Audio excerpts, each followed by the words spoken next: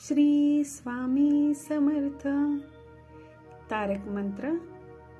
श्री स्वामी समर्थांच्या या मंत्राचा करा जप, मिळेल हे खास सुख। श्री स्वामी समर्थ तारक मंत्र। एकदा एक माणूस मरतानाही खूप यातना भोगत होता। त्याला पाहण्यासाठी खूप लोक जमली होती। तेव्हा तेथून एक संत जात होते। लोकांनी त्या संतांना विचारलं, या पीडिताला मुक्ती मिळवण्यासाठी एखादा उपाय सांगा, जेणेकरून त्याचा शांततेत मृत्यू होईल। संतांनी सांगितलं, उत्सुकता वाढली ना कथाची? चला आता मी पूर्ण कथा तुम्हाला ऐकवते। एकदा एक माणूस मरतानाही खूप यातना भोगत होता। त्याला पाहण्यासाठी खूप लोक जमली होती। तेव्हा तेथून एक संत जात होते।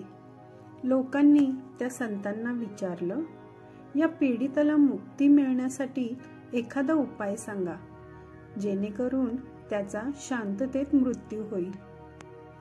संतांनी सांगितलं, जर स्वर्गातली माती आणली तर तो या यातनेतून मुक्त होईल।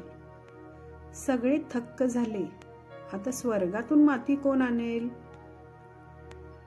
संतांचं ऐकून एक निरागस छोटा मुलगा धावत धावत गेला आणि एक मुठ्ठी भरून माती घेऊन परत आला आणि म्हणाला, ही घ्या स्वर्गातली माती, या मातीने यांना टिळा लावा। एका माणसाने त्या मुलाच्या हातातली माती घेतली आणि यातना भोगत असलेल्या त्या माणसाला टिळा लावला। टिळा लावता आणि तो माणूस यातना मुक्त झाला आणि त्याचा मृत्यू झाला। सर्वांनी हे पाहिलं आणि सर्व चकित झाले। त्या संतांनी त्या लहान मुलाला विचारलं, बाळा, तू ही माती कुठून आणली? पृथ्वीवर कुठे स्वर्ग आहे की काही क्षणातच तू ती माती आणली? लहान मुलाने सांगितलं, आमच्या शिक्षकांनी सांगितलं होतं, आईचा आशीर्वाद आणि तिच्या पावलांमध्ये जे स्वर्ग आहे ते इतर कुठेही नाही। त्यामुळे ही माती मी माझ्या आई उभी असलेल्या जागेवर असलेली माती घेऊन आलो। तेव्हा संत म्हणाले, खरं आहे, ज्या मुलांमुळे आईच्या डोळ्यात पाणी येतं त्याला अशा मरण यातना भोगाव्या लागतात। त्यामुळे तुम्ही कितीही यश मिळवा, पैसा जमवा, आकाशाला गवस निघाला, पण आई आनंदी नसेल तर भगवंताला देखील तुम्ही निराश कराल। कुठलंही दानधर्म केल्यानंतरच मिळणारं फळ तुम्हाला मिळणार नाही। कथेचा बोध घेऊया आता आपण। वैराग्य वाचून सारा परमार्थ लटका आहे। पक्ष्यांची पिले त्यांच्या पंखाखाली वाढतात, त्याप्रमाणे घरातल्या माणसांना आपण प्रेमाच्या आश्रयात ठेवावे।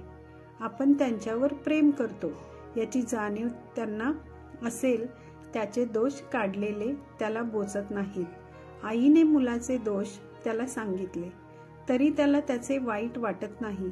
रोग्याच्या अंगातला ताप निघाला की त्याला शक्तीचे औषध लागू पडते, कारण शक्ती येणे स्वाभाविक आहे।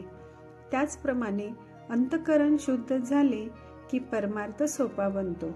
परमार्थ मनाचे कष्ट आहेत, कारण आपल्याला मनाच्या आजपर्यंतच्या सवयीच्या उलट जायचे आहे आणि म्हणूनच परमार्थाला अगदी स्वतःपासून सुरुवात करायची असते। आतमध्ये भगवंताचे अनुसंधान ठेवून बाहेरून वृत्ती आवरण्याचा जो प्रयत्न करील त्याला परमार्थाचा अनुभव लवकरच येईल। मन जरा भगवंतापासून बाजूला झाले की इतर विषयाने त्याच्यावर घाला घातलाच म्हणून समजावे। साधकाने रात्रंदिवस अगदी डोळ्यात तेल घालून जप केला पाहिजे, म्हणून परमार्थ म्हणजे अखंड सावधानता होय। प्रपंच आणि परमार्थ वेगळा नाही। प्रपंच अनासक्तीने आणि आनंदाने करणे हाच परमार्थ।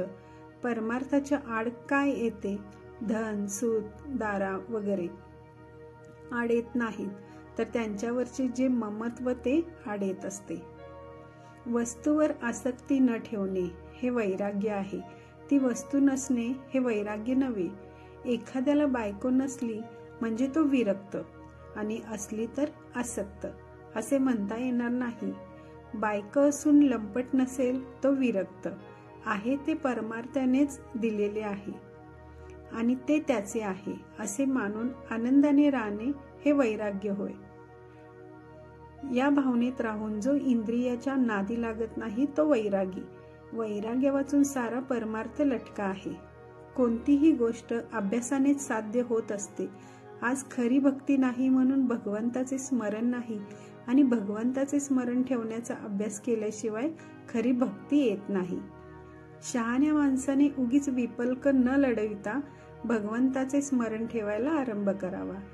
ज्या ठिकाणी आपल्या ओळखीचे कुणी नाही, आपले आप्त कुणी नाहीत, जिथे आपल्याला कुणी मान देत नाहीत, अशा ठिकाणी राहून अनुसंधानाचा अभ्यास करावा. जिथे कुणी आपल्याला ओळखीचे नाही असे स्थान आपल्या अभ्यासाला चांगले असते.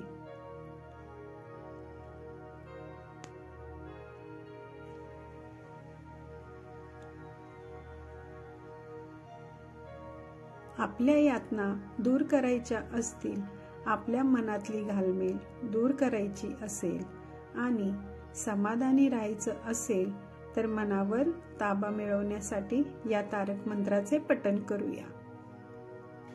तारक मंत्राचे पठण.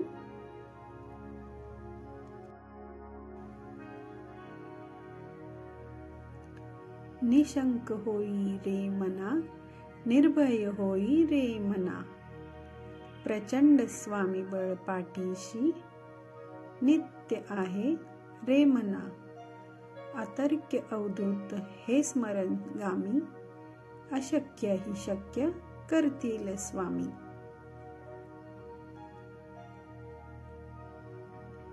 जिथे स्वामी चरण तिथे न्यून काय, स्वये भक्त प्रारब्ध घडवी ही माय. अज्ञानाविना काळहीना नेई, त्याला परलोकी ही ना भीती तयाला, अशक्य ही शक्य करतील स्वामी. उगाची भीती सो भय हे पळू दे, वसे अंतरी ही स्वामी शक्ती मिळू दे. जगी जन्म मृत्यू असा खेळ ज्यांचा, नको घाबरू असे तू बाळ त्यांचा, अशक्य ही शक्य करतील स्वामी. खरा होई जागा श्रद्धे सहित, कसा होशी त्याविन तू स्वामी भक्त. आठव कितीदा दिली त्यांनी साथ, नको डगमगू स्वामी देतील हात, अशक्य ही शक्य करतील स्वामी. विभूती नमन नाम ध्यानादी तीर्थ, स्वामीचे या पंचप्राणामृतात, हे तीर्थ घेई आठवीरे प्रचिती, न सोडती तया जया स्वामी घेई हाती, अशक्य ही शक्य करतील स्वामी. श्री स्वामी समर्थ चरणार्पण मस्तु. श्री स्वामी समर्थ. तर कशी वाटली कथा तुम्ही मला नक्की कमेंटद्वारे सांगा. कथा आवडली असेल तर व्हिडिओला एक लाईक करा, चॅनलला सबस्क्राईब करा. धन्यवाद. श्री स्वामी समर्थ.